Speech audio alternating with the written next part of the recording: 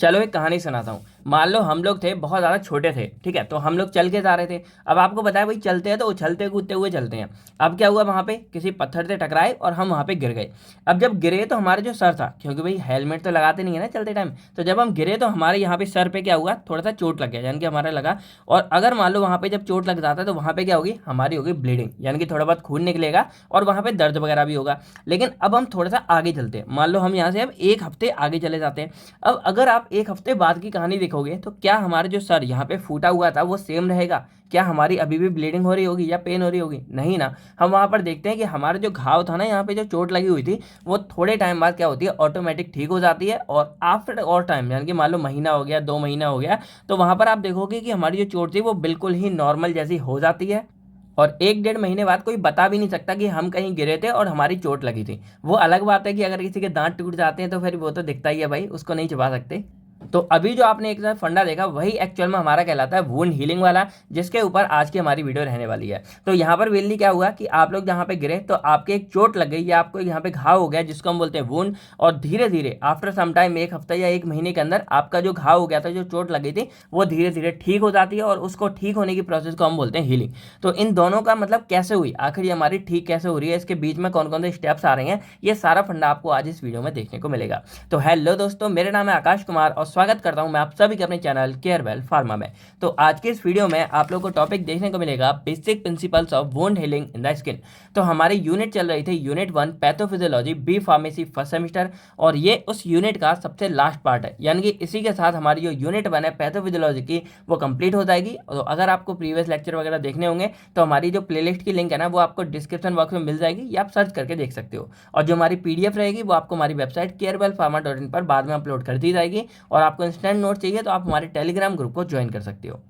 तो इस पूरे टॉपिक में हमारे लिए जो है दो नए वर्ड हैं, एक हमारा होता है वुंड और एक हमारा होता है हीलिंग। वैसे आपको इसका एक ब्रीफ इंट्रो मिल गया। अब यहाँ पे हम इसको जो है टेक्निकल टर्म में समझते हैं। अब देखो यहाँ पर आपने इन्फ्लामेशन, क्योंकि ये वाला जो पार्ट है ना, ये भी हमारे इन्फ्लामेशन का एक आखिरी यानी कि बिल्कुल ही लास्ट पार्ट होता है। तो उसी के मदद से समझता हूँ अपने वुंड और हीलिंग एक्चुअल में क्या होती है। तो देखो इन्फ्लामेशन में हम क्या देख रहे थे कि मान लो हमारे यहाँ पे चोट लग गई, यही सेम फंडा था, हम लोग यहाँ पे गिरे और हमारे सर पे यहाँ पे चोट लग गई। तो इन्फ्लामेशन एक्चुअल में क्या करता था कि जब हमारी यहाँ पे चोट लगी तो हो सकता है यहाँ पे कोई मतलब इन्फेक्टेड एजेंट आ गए हो, बाहर से कोई प्रॉब्लम आ गई हो। उस टाइम पर क्या होता था कि हमारी बॉडी, जो खुद की हमारी बॉडी है, उसका जो खुद का इम्यून सिस्टम है ना, वो यहाँ पे क्या करेगा, वो यहाँ पे WBC को भेजता था। और WBC एक्चुअल में क्या करेंगे, इसके अंदर माइक्रोफेज, मैक्रोफेज और बहुत सारे होते हैं न्यूट्रोफिल्स वगैरह, ये यहाँ पे आएंगे। और यहाँ पर अगर कोई इंजूरियस एजेंट है, यानी कि मान लो मिट्टी का कण हो गया या कुछ भी हमारा जो ऐसा है जो हमारे बॉडी का पार्ट नहीं है, उसके साथ ये WBC यहाँ पे करते हैं फाइट। और इस फाइट करके क्या करेंगे, जो हमारी बॉडी के लिए हानिकारक है, यानी कि जो डेंजरस कोई भी हमारा एजेंट होगा, उसको हमारी बॉडी से एलिमिनेट कर देंगे या फिर उसको वहीं के वहीं रोक देते हैं। और उसके बाद क्या होगा, वहां पे मतलब पूरा खत्म कर देते हैं। उसकी वजह से वहां पे कुछ हमें रिस्पॉन्स देखने को मिलते हैं, जैसे हमारा पेन हो गया या स्वेलिंग हो गई, या उस जगह थोड़ी सी हीट हो जाती है, या उस जगह हमारी थोड़ी सी क्या हो जाती है, जैसे रेडनेस शो होती है आपको। तो ये कुछ जो हमारे रिस्पॉन्स होते हैं या साइन होते हैं ना, इन्हीं को हम क्या बोलते हैं, इन्फ्लामेशन बोलते हैं। अब यहाँ पर अगर आप गौर करोगे तो भाई एक हमारी चोट तो लगी थी ना, इन्फ्लामेशन ने एक्चुअल में काम किया कि उसने ये रिस्पांस दिए, जिससे हमें पता लगा कि भाई यहाँ कुछ गड़बड़ है, हमारे चोट वगैरह लगी है। लेकिन जो चोट हमारी लगी थी, उसी चोट को यानी कि उसी वाले इंजरी वाले पार्ट को हम यहाँ पे बोलते हैं वुंड। यानी कि अगर सिंपल डिफाइन करें तो it is an injury which is cause by any type of stress या फोर्स विच ब्रेक और cut the continuity of skin. अब इस डेफिनेशन को भाई सिंपल सी बात है, अगर मैं आपसे बोलूँ आपके हाथ में या आपका सर फूट गया, आप उस फूटे हुए सर को यानी कि आप अपनी चोट को कैसे डिफाइन करोगे? भाई डिफाइन तो करना ही है। तो यहाँ पे हमने डिफाइन कैसे किया कि मान लो हमारा जो सर था या मान लो हमारे ये हाथ है, तो यहाँ पर हमारी स्किन मेरी नॉर्मल स्किन है, तो यहाँ पे जो स्किन की कंटिन्यूटी है, यानी कि नॉर्मल स्किन जा रही थी, इसका बीच में हो गया कट, यानी कि यहाँ पे कोई दिक्कत हो गई है। जैसे मान लो ये, तो यहाँ पर अगर हमारी चोट लगी मान लो, तो यहाँ पर क्या होगा, इतना एरिया जो हमारे स्किन का था वो हमारा डैमेज हो जाता है, यानी कि टूट जाता है। तो उसी पर्पज से हमने यहाँ पे डिफाइन किया है कि इट इज़ एन इंजरी, ये हमारी एक इंजरी होती है जो किसी भी हमारे फोर्स, स्ट्रेस, कोई भी एजेंट हो सकता है भाई, एक्सीडेंट हो गया या किसी मधुमक्खी ने काट लिया या आप कहीं गिर गए, कैसे भी चोट लग गई, उसकी वजह से हमारा वो जो एरिया है, वहाँ की जो स्किन है हमारी, उसको वो टूट जाती है, ब्रेक हो जाती है, या उस जगह की हमारी कट जाती है। तो उसी को हम यहाँ क्या बोलते हैं कि कट या फिर breaking of continuity of skin. जो हमारी स्किन थी उसकी कंटिन्यूटी में यहाँ पे क्या आ गया, दिक्कत आ गई, ठीक है। बाकी ये हमारे किसी भी तरह के इन्फेक्शन के द्वारा भी हो जाता है। यानी कि मान लो कभी कभी आपने देखा होगा कोई कोई हाथ पर कभी मतलब चोट लग जाती है या लोहे से चीज लग जाती है, हम उसको ध्यान नहीं देते, वो जगह हमारी सड़ने लगती है, जिसको हम बोलते हैं ना घाव वगैरह ज़्यादा हो गया, इन्फेक्शन हो गया। तो वहाँ वहाँ बैक्टीरिया वायरस लग जाते हैं, तो उसकी वजह से भी हमारी ये जो वुंड है वो यहाँ पे बन सकता है। तो वुंड एक्चुअल में हमारा कुछ नहीं, ये हमारा क्या होता है कि हमारा एक घाव होता है या चोट होती है जो हमें लगती है, ठीक है। फिर हीलिंग के बारे में बात करें तो ये हमारी बॉडी का वो रिस्पॉन्स होता है जो क्या करता है, हमारा जो चोट लगी है ना उसको नॉर्मली स्ट्रक्चर में लेने आने की कोशिश करता है। यानी कि मान लो अगर ये हमारे ऐसे चोट लगी लेकिन हमारा नॉर्मल हाथ कैसा था, नॉर्मल हाथ ऐसा होगा, तो ये जो हमारा हीलिंग प्रोसेस है वो एक्चुअल में क्या करेगी, इस वाली कंडीशन को हमारी इस वाली यानी कि नॉर्मल कंडीशन में लाने की जो प्रोसेस है ना, इसी को हम क्या बोलते हैं, हीलिंग बोलते हैं। तो it is a body response to an injury in order to restore normal structure and function. बाकी ये हमारी दो प्रोसेस से इन्वॉल्व होती है। जैसे मान लो एक हमारी हो गई रीजनरेशन और एक होगी रिपेयर।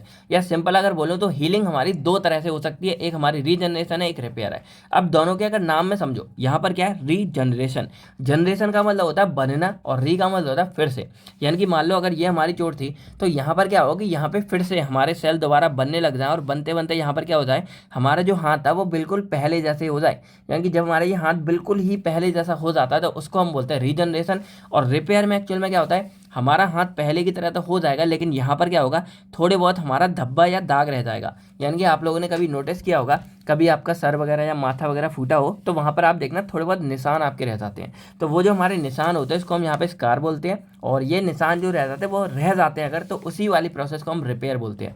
यानी कि रिपेयर में क्या होगा कि अगर हमारी बॉडी जो है वो अपने आप को रिस्टोर तो कर लेती है लेकिन वहाँ पर कुछ ना कुछ हमारा निशान यानी कि स्कार वगैरह का फॉर्मेशन हो जाता है। जैसे हमारे हाथ पैर आप कभी देखना वहाँ पे थोड़ी बहुत हमारा निशान रह जाता है। और रीजनरेशन में हमारी वो जगह पहले जैसी हो जाती है, यानी कि हमें पता ही नहीं लगेगा कि वहाँ पे कुछ हुआ भी था। तो अब अगर हम कंबाइन करके बोलें तो वुंड हीलिंग का सिंपल मतलब क्या हो गया, it is defined that it is the repair and regeneration of damage tissue occur due to any type of injury. यानी कि जो वुंड हीलिंग है वो एक्चुअल में हमारी रिपेयर और रीजनरेशन है, कोई भी हमारा जो डैमेज टिश्यू है यानी कि कोई टूटा फूटा टिश्यू है उसका दोबारा से यानी कि रीजनरेट होना या फिर रिपेयर होना ही हमारा वुंड हीलिंग कहलाता है।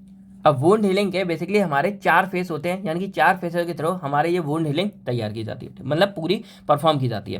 पहला हमारा होता है हीमोस्टेसिस, फिर हमारा इन्फ्लामेशन, फिर हमारा प्लोरीफेरेशन और फिर हमारा होता है मैच्योरेशन या रीमॉडलिंग। अब अगर एक एक करके यहाँ समझें तो पहले ये जो हमारी चोट लगी है ना, इसी से आप यहाँ पे नोट डाउन कर ला। पहले हमारा होता है हीमोस्टेसिस। अब देखो इसका मतलब क्या है, आपको अगर याद हो तो हीमोस्टेसिस हमारी एक प्रोसेस थी जिसके अंदर हमारा ब्लड क्लॉटिंग वाला पूरा सिस्टम इन्वॉल्व होता था। तो अब देखो सिंपल सा फंडा है, हम यहाँ गए और हमारे यहाँ पे जो है हम गिर गए, हमारा सर फूट गया।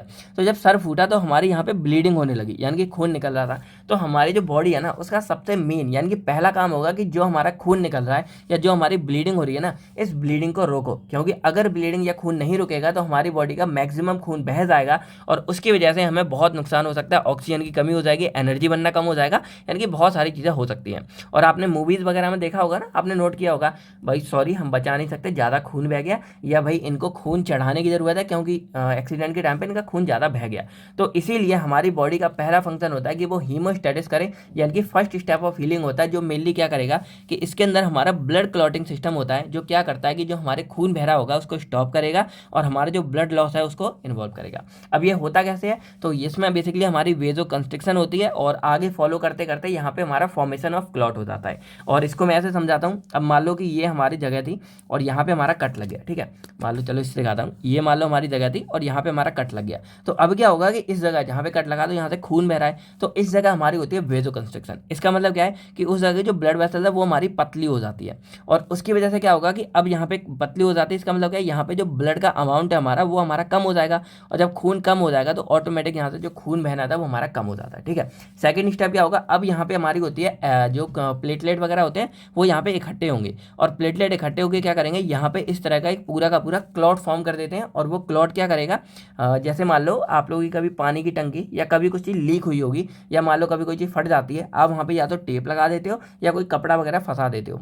सेम फंडा है कि यहाँ पर अगर हमारी रप्चर हुई है तो इस जगह जो हमारी प्लेटलेट्स होते हैं, ये बड़े बड़े सेल्स आरबीसी वगैरह, फिब्रिन्स वगैरह, ये सारे मिलकर इस जगह को सील कर देते हैं। इससे क्या होगा, जो हमारा ब्लड यहाँ से बह रहा होता है वो रुक जाता है बहना। और इसका पूरा मैकेनिज्म क्लियरली आपने फर्स्ट सेमेस्टर में बहुत डिटेल्स में पढ़ा होगा, यहाँ पे आपको इतने डिटेल्स में नहीं जानना, बस एक स्टेप था तो वही है कि सबसे पहले वेजो कंस्ट्रिक्शन होगी और ये फॉलोअप करते करते हमारा क्लॉटिंग फैक्टर बाकी के यूज होंगे, 5th वाला, 8th वाला, 12 वाला, और उसके बाद हमारे लास्ट में फिब्रिन यानी कि क्लॉट हमारा फॉर्म हो जाता है।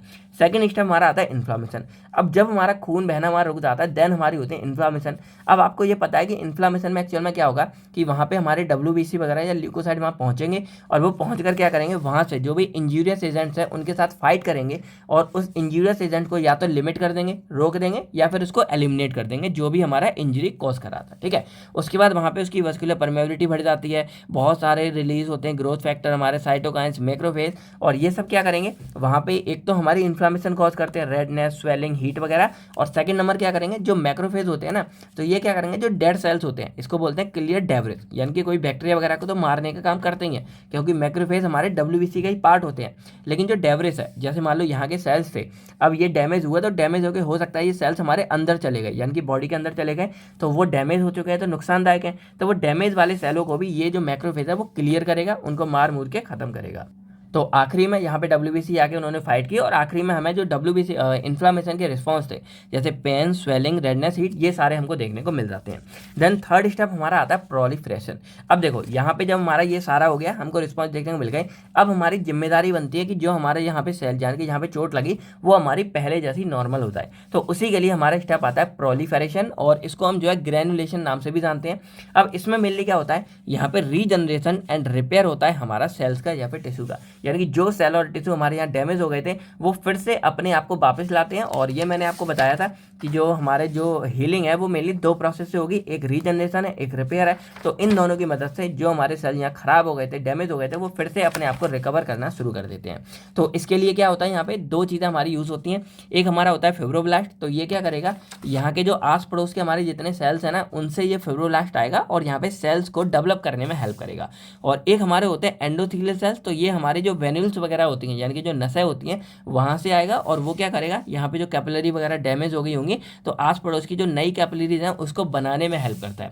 एंजियोजेनेसिस प्रोसेस है, तो वहाँ पे कैपिलरी वगैरह हमारी फॉर्म होती हैं। तो हमारे यहाँ पे जो एंडोथेलियल सेल है वो हमारे यहाँ पे कैपिलरी बना रही है जिसमें ब्लड वेसल्स बहता है, और जो हमारे फिब्रोब्लास्ट है वो हमारे यहाँ पे सेल्स, जो हमारे सेल्स डैमेज हुए उसको यहाँ पे बनाते हैं। तो ये पूरा होता है। और आखिरी में क्या होता है, यहाँ वाउंड कॉन्ट्रैक्शन वगैरह भी होता है, यानी कि जैसे मान लो ये हमारा घाव था, तो ये डिस्टेंस हमारा इतना था, तो कॉन्ट्रैक्शन मतलब होता है सिकुड़ना, तो ये घाव क्या करेगा, एक दूसरे के पास आएगा, जिससे ये स्किन यहाँ से चिपक जाए आपस में, और ये जो गैप था वो हमारा फिल हो जाए। तो ये बाउंड कॉन्ट्रैक्शन वगैरह होगा और हमारा जो बाउंड है वो पूरा कवर होगा। और लास्ट स्टेप हमारा आता है मैच्योरेशन। तो इसमें क्या होगा, जब हमारा ये पूरा घाव वगैरह भरने लगेगा, देन यहाँ पे लास्ट स्टेप हमारा आता है मैच्योरेशन, या इसको हम जो है रीमॉडलिंग बोलते हैं। और इसमें मेनली क्या होता है, हमारे जो बाउंड वगैरह बचा हुआ था उसमें हमारे कोलाजन की होती है डिपोजिशन, और जो कोलाजन हमारा कनेक्टिव टिश्यू का एक पार्ट होगा, और आपकी याद हो तो इससे क्या होगा, हमारे जो टिश्यू वगैरह जो यहाँ पे डैमेज हो गए थे वो अपने आप को रीगेन करेंगे और पहले जैसे स्ट्रक्चर में आने की कोशिश करते हैं, और उनकी जो स्ट्रेंथ है, यानी कि जो कमजोर हो गए थे तो वो फिर से अपनी ताकत को बढ़ाते हैं। तो यहाँ दो तीन काम होंगे कि यहाँ पे कोलाजन हमारा इकट्ठा होगा, कोलेजन इकट्ठा होगा, जो इसकी स्ट्रेंथ है वो हमारी बढ़ेगी, और जो हमारे सेल्स है वो फिर से पहले जैसे में आएंगे। तो यही सारे काम हमारे यहाँ पे होते हैं, ठीक है। और इसमें लगभग हमारे 21 दिन से 2 साल तक लग जाते हैं। ये डिपेंड करता है कि जो हमारी चोट लगी वो कैसी थी। कई बार होता है अगर सीरियस लग गई तो भाई बहुत ज़्यादा लंबे टाइम तक आपको टाइम लग जाता है, और अगर छोटी मोटी लगी है तो आप जल्दी भी रिकवर कर लेते हो। लेकिन नॉर्मली टाइम है कि आपको 20 से 1 महीना तो नॉर्मल कोई भी चोट को रिकवर करने में अच्छे से लग ही जाता है। तो यही हमारा मैच्योरेशन या फिर रीमॉडलिंग इसको कहते हैं। तो ये थे हमारे बेसिकली 4 फेज, जिसके थ्रू हम यहाँ क्या देख रहे थे कि हमारी वुंड हीलिंग कैसे कंप्लीट हो रही थी। हिमोस्टेटिस, खून का हमारा रुकना, इन्फ्लामेशन, यहाँ पे हमारी फाइट होना WBC के द्वारा और इन्फ्लामेशन रिस्पॉन्सेज कॉज करना, प्रोलिफरेशन हमारे फिर से सेल और कैपिलरी का बनना, और मैच्योरेशन रिमॉडलिंग हमारे जो सेल्स है वो फिर से पहले जैसा यहाँ पे होने लगता है। अब हम यहाँ बात करते हैं, जो हमारी वुंड हीलिंग है वो हमारी 2 तरह से देखने को मिलती है। वैसे ये इतना इंपॉर्टेंट नहीं है क्योंकि कई जगह नहीं आता, इतना आपके लिए मोर देन इनफ है, पर थोड़ा सा समझ लो, कभी आ जाता है अगर लॉन्ग में तो आप इसको भी लिखकर आ सकते हो। तो जो हीलिंग है हमारी वो 2 इंटेंशन के थ्रू होती है, healing by first intention, healing by second intention. और फर्स्ट इंटेंशन वाली हम प्राइमरी यूनियन बोलते हैं, सेकंड वाली को हम सेकेंडरी यूनियन बोलते हैं। इसका मतलब क्या है, तो अब मान लो कि अगर जो चोट लगी है, हमारे वुंड है वो अगर नॉर्मल है, यानी कि हमारी कम है, जैसे मान लो यहाँ पे हमारा जो वुंड है वो हमारा क्लीन होगा और इसमें कोई इन्फेक्शन वगैरह नहीं होगा, और मेनली ये हमारे सर्जिकल कट होते हैं, यानी कि जब ऑपरेशन वगैरह करते हैं तो सर्जिकल नाइफ वगैरह से काटते हैं वो जगह और दोबारा सील होती है, तो वो जो वाला वो बाउंड होता है ना, वो हमारा कहलाता है फर्स्ट इंटेंशन वाला, ठीक है। और इसमें हमारे ज़्यादा सेल और टिश्यू का लॉस नहीं होता, और इसमें जो बाउंड हमारा कटा है उसको वापस जो है सिल भी दिया जाता है, स्टिच कर दिया जाता है। तो ये होता है। तो इसके लिए मेनली हमारे कुछ स्टेप हैं, तो ये स्टेप हमारे जो हमने पहले पढ़े उन्हीं से कनेक्टेड है। जैसे इनिशियल हेमरेज है, ब्लड क्लॉटिंग रुकेगी, फिर इन्फ्लामेशन दिखेगा, फिर एपिथेलियल जेल हमारे सेल्स वगैरह बनना शुरू करेंगे, फिर सारे ऑर्गेनाइज होंगे, और सिक्योर ट्रैक्स में हमारा जो गैप वगैरह है वो कोलेजन वगैरह से भर जाएगा।